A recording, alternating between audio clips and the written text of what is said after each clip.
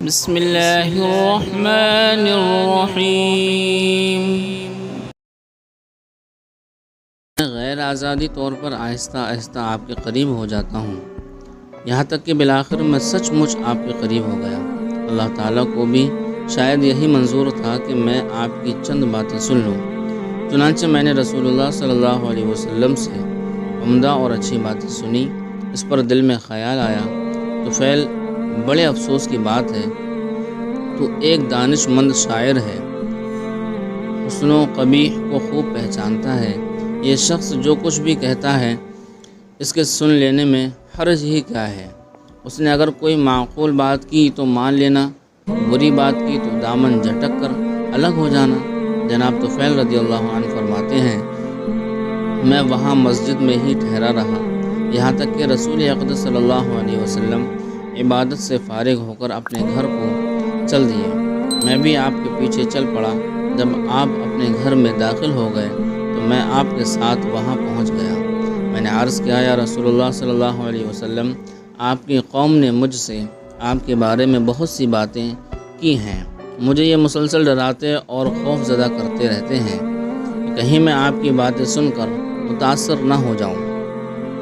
چنانچہ میں نے احتیاط کے طور پر اپنے کانوں میں روئی ٹھونس لی تاکہ آپ کی بات سن نہ سکوں، لیکن منشا الہی یہ تھی کہ آپ کی باتیں بہرحال سنوں۔ واللہ میں نے نہ صرف آپ کی باتیں سنی بلکہ آپ کی ہر بات مجھے اچھی لگی۔ عذرا کرم آپ مجھے اپنا پیغام سنائیں۔ رسول اقدس صلی اللہ علیہ وسلم نے دعوت پیش کرتے ہوئے سورہ اخلاص اور فلق کی تلاوت فرمائی۔ بخدا اس سے پہلے نہ تو میں نے اس سے بہتر کوئی کلام سنا تھا اور نہ آپ کے پیغام سے بڑھ کر عدل و انصاف پر مبنی کوئی پیغام میرے کانوں میں پڑا تھا۔ اس موقع پر میں نے بیعت کی غرض سے رسول اللہ صلی اللہ علیہ وسلم کے آگے ہاتھ پھیلا دیے اور کلمہ پڑھ کر اس بات کی شہادت دی کہ اللہ تعالیٰ کے سوا کوئی عبادت کے لائق نہیں، اور یہ کہ حضرت محمد صلی اللہ تعالیٰ علیہ وسلم اللہ کے رسول ہیں۔ اس اقرار کے ساتھ میں دائرہ اسلام میں داخل ہو گیا۔ جناب طفیل رضی اللہ عنہ بیان کرتے ہیں، کچھ عرصہ میں مکہ معظمہ ہی میں قیام پذیر رہا اور احکام اسلام کی تعلیم حاصل کرتا رہا۔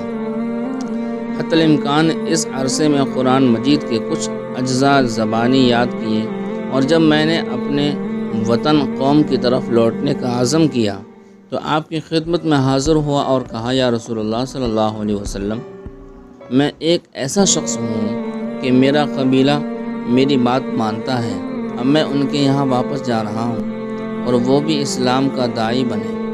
دعا کیجئے کہ اللہ تعالیٰ مجھے کوئی ایسی نشانی عطا کر دے جب میں انہیں اللہ تعالیٰ کی طرف بلاؤں تو وہ میری مددگار ثابت ہوں۔ اس پر آپ صلی اللہ علیہ وسلم نے میرے لیے دعا کی، الہی اس کو اس طرح کی ایک نشانی عطا کر دے جو ہر وقت اس کے کام آئے جب بھی یہ خیر و خوبی کا قصد کرے۔ میں جب وہاں سے اپنے وطن کی طرف چل پڑا اور اپنی بستی کے قریب ایسے مقام پر پہنچا جہاں سے قوم کے در و دیوار صاف نظر آ رہے تھے، تو کیا دیکھتا ہوں کہ اچانک میری پیشانی پر چراغ کی مانند ایک روشنی دمک رہی ہے۔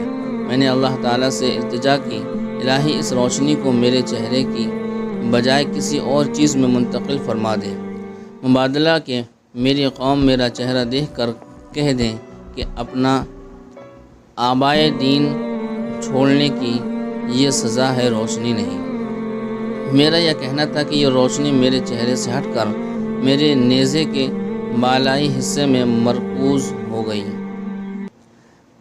ایسا معلوم ہو رہا تھا جیسے کوئی قندیل نیزے میں چمک رہا ہو، اور جب میں پہاڑ کی بلندی سے نیچے اتر کر اپنی قوم کے پاس آیا تو سب سے پہلے مجھے ملنے کے لیے میرا والد آیا جو بہت بوڑھا ہو چکا تھا۔